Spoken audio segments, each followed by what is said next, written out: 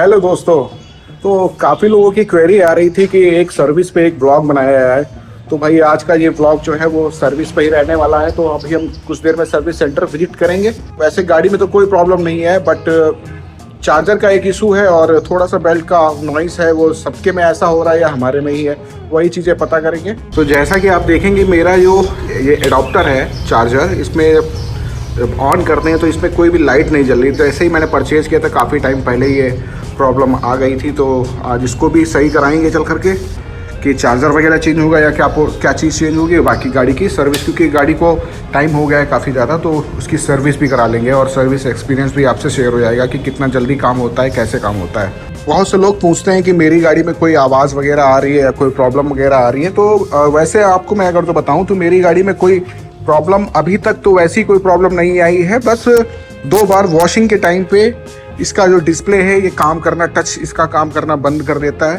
तो ये ऐसा 2 बार हुआ है। रिस्टार्ट करने से वो सही हो जाता है। और जो प्रॉब्लम आई है इसके अलावा, जो इसका जो हॉलो लैंप है वो काम नहीं करता है। जब से MoveOS 4 आया है तो MoveOS 4 में उसको एक्टिवेट किया गया था, बट वो कभी कभी होता है, कभी कभी नहीं होता है। इसके अलावा और कोई वैसी दिक्कत तो नहीं आई है। ओवरऑल गाड़ी बढ़िया चल रही है, रेंज भी अच्छी दे रही है। बस दिक्कत ये है कि जो इसमें रबड़ लगी होती है, ये जो रबड़ लगी होती है ये टिकती नहीं है। इसकी वजह से काफ़ी बार चोट लग जाती है। अगर वो पीछे को बैठा हो तो उसको चोट कई बार लग चुकी है। तो ये एक प्रॉब्लम है ओला के अंदर कि इसकी रबड़ निकल जाती है और जब भी कोई बैठेगा तो उसके ये टकरा जाता है। काफ़ी बार चोट दे चुका है। और बाकी ओवरऑल गाड़ी तो बढ़िया चल रही है, मस्त चल रही, कोई दिक्कत नहीं है और नई जैसी ही लग रही है। अच्छी खासी चल भी गई है। तो आज सर्विस के रिकॉर्डिंग ही इसका ये व्लॉग रखने वाले हैं। व्लॉग को देरी ना करते हुए यहीं से करते हैं स्टार्ट। अगर देखा जाए ना तो गाड़ी में कोई विशेष कोई प्रॉब्लम है ही नहीं। तो सर्विस एक जस्ट वारंटी वाइड ना होने पाए तो उस रिगार्डिंग ये सर्विस के लिए जा रही है। इसको लेके जा रहे हैं, थोड़ा सा एक्सपीरियंस भी पता चल जाएगा। और चार्जर में प्रॉब्लम थी, जो चार्जर था हमारा उसकी लाइट नहीं जल रही थी एडाप्टर की, तो उसको तो सही कराना बनता है। अब ये देखना रहेगा कि बिना अपॉइंटमेंट दिए डायरेक्ट जा रहे हैं तो क्या प्रोसीजर रहता है, उसमें गाड़ी लेते हैं या नहीं लेते हैं। और बुकिंग करा करके तो नहीं जाना होता है। ये सब चीज़ें पता चल जाएंगी आज। जो सर्विस कैसे करते हैं, क्या करते हैं, वो भी चीज़ें क्लियर हो जाएंगी।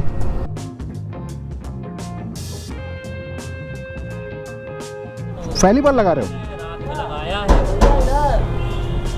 अब इनके चार्जर से लगाया है। गर्मी में देर में हो रही है। अच्छा, तो कल से लगाया? कल लगाया था? कल नहीं लगाया था, रात कल लेके गए हैं। हाँ, कल रात में लगाया, चार्ज नहीं हुई है।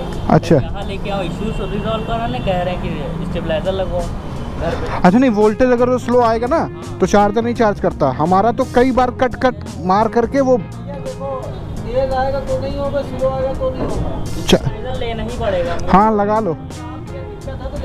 हाँ, वोल्टेज हमारे यहाँ भी जिस दिन फ्लक्चुएशन ज़्यादा होता है, बार बार ऑन ऑफ होता है। ये चार्ज इशू बता रहे हैं आप। प्लीज़ सेट 100% बाई, नहीं चल तो रही है चार्जिंग। 100% बाई मतलब 3:47 तक फुल हो जाएगी। जैसे ये है, लॉक हो गई। अभी रिवर्स भी नहीं हो रहा है, कल ही लेके गया हूँ, रिवर्स भी नहीं हो रही। चार्जिंग हो तो रही है। हाँ, अपडेट करता है ना उससे। बड़ी रात कल ही लेके गया, रिवर्स भी नहीं हो रही है। नहीं, रिवर्स कैसे नहीं हो रहे? ऐसे रिवर्स नहीं होता वहाँ जब तक आप ऑन नहीं करें। देखो, ऑन करके मैं रिवर्स कर चुका हूँ। उल्टा एक्सीलेटर लेना पड़ता है। और क्या, उल्टा एक्सीलेटर वो इतना सा है। देखो ये इतने में जाती है। जाओ उधर चेक कर लो भैया में। मैंने पूछा इनसे, कह रहे नहीं, उल्टा एक्सीलेटर।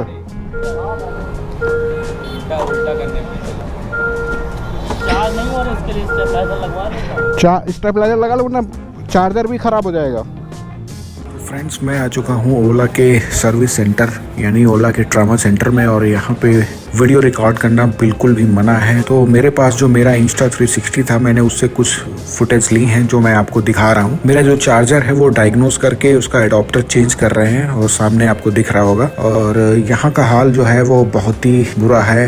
यहाँ पे सबसे ज़्यादा दिक्कत पार्ट्स अवेलेबिलिटी की है और इंश्योरेंस में जो गाड़ियाँ आती हैं वो महीनों तक पड़ी रहती है, कुछ तो पार्ट्स की वजह से और कुछ सर्वे की वजह से। तो सर्विस सेंटर का हाल आपको दिख रहा होगा, कितनी ज़्यादा गाड़ियाँ हैं। मैक्सिमम गाड़ियों के पार्ट्स आने में दिक्कत होती है। मेरा वो काम बन गया क्योंकि मैं बिना अपॉइंटमेंट के आया था और पार्ट्स अवेलेबल था तो वो तुरंत चेंज कर दिया है। और बाकी यहाँ पे जिस तरीके का हाल है ये बहुत ही बुरा है। सबसे ज़्यादा समस्या अगर जो किसी चीज़ की है तो वो पार्ट्स अवेलेबिलिटी की है। सर्विस सेंटर से अब घर के लिए निकलते हैं और बाकी बातें करते हैं रास्ते में। तो कुछ ही देर में प्रॉब्लम जो थी वो सॉल्व हो गई। अंदर वीडियोग्राफी करना मना है बट 360 की वजह से कुछ बहुत रिकॉर्ड हो गया। काम बहुत ज़्यादा इन लोगों के पास है, स्टाफ इतना ज़्यादा है नहीं। तो सर्विस सेंटर में बहुत ज़्यादा भीड़ थी और आपने देखा होगा कि बहुत ज़्यादा गाड़ियाँ सर्विस सेंटर के अंदर थी और मैक्सिमम गाड़ियाँ उसमें पार्ट्स ना होने की वजह से गाड़ी ऐसे ही पड़ी हैं। जिन गाड़ियों के पार्ट्स आ जाते हैं उनको रेडी तुरंत कर दिया जाता है। तो सर्विस सेंटर के लिए मैं ये कहूँगा कि हाल जो है वो अच्छा नहीं है। कई गाड़ियाँ ऐसी थी जिनमें इंश्योरेंस की वजह से वो गाड़ियाँ डिले हो रही थी, रखी हुई थी, और कुछ गाड़ियाँ ऐसी थी जिनका पार्ट्स अवेलेबल ही नहीं होता है। दरअसल वारंटी के चक्कर में इसमें अप्रूवल में भी काफ़ी ज़्यादा टाइम लग जाता है। तो बहुत सी ऐसी चीज़ें होती हैं जिसकी वजह से अप्रूवल आने में भी देरी होती है, जिस वजह से डिले और ज़्यादा हो जाता है। मेरी गाड़ी का जो पार्ट्स ख़राब था चार्जर का, वहाँ पे अवेलेबल था उसका एडाप्टर, तो इसलिए वो तुरंत सही हो गया था। अदरवाइज़ अगर तो वहाँ पे चार्जर का एडाप्टर अवेलेबल ना होता तो उसको भी सही होने में मेरे ख्याल से महीनों लग जाते। तो ये लक के ऊपर था कि मेरा लक ठीक था तो मुझे तुरंत सही होकर के मिल गया वहाँ पे। और बाकी कई लोग ऐसे होते हैं जिनका लक ठीक नहीं होता है, पार्ट्स ही नहीं अवेलेबल होता है, आने में भी काफ़ी टाइम लगता है, तो वो गाड़ियाँ वहाँ पे कई दिनों तक पड़ी रहती हैं जब तक पार्ट्स अवेलेबिलिटी ठीक नहीं होगी। और दूसरी चीज़ स्टाफ की भी मुझे वहाँ पे कमी दिखाई दी। सर्विस सेंटर पूरे लखनऊ भर में एक ही है जहाँ पे स्टॉक रहता है और मेरा ख्याल से पूरा यूपी यहीं से डिस्ट्रीब्यूट कर रहे हैं। वेयर हाउस मेन जो है वो लखनऊ ही बनाया हुआ है। तो ऐसी जब तक वेयर हाउस की संख्या नहीं बढ़ेगी, जगह जगह इनके सर्विस सेंटर नहीं ओपन होंगे, तब तक ये समस्या ओला में रहेगी। तो यही था सर्विस एक्सपीरियंस जो मेरे लिए गुड था और बाकी सब वहाँ का नज़ारा जो देखा उसके लिए बहुत ही बेकार था। तो कुछ ऐसा ही सर्विस एक्सपीरियंस रहा जो मेरे हिसाब से तो ठीक नहीं है, इसमें सुधार करने की ज़रूरत है। बाकी आप अपनी राय जो है वो कमेंट में दीजिएगा कि आपको कैसा फील होता है जब सर्विस के लिए आप जाते हैं, अपनी गाड़ी के कोई भी प्रॉब्लम के लिए जाते हैं, तो कमेंट करके ज़रूर बताइएगा। बाकी इस व्लॉग को यहीं पे एंड करते हैं, मिलते हैं फिर आपसे नेक्स्ट व्लॉग में। तब तक अपना और अपनों का ख्याल रखिएगा और हमेशा खुश रहिएगा।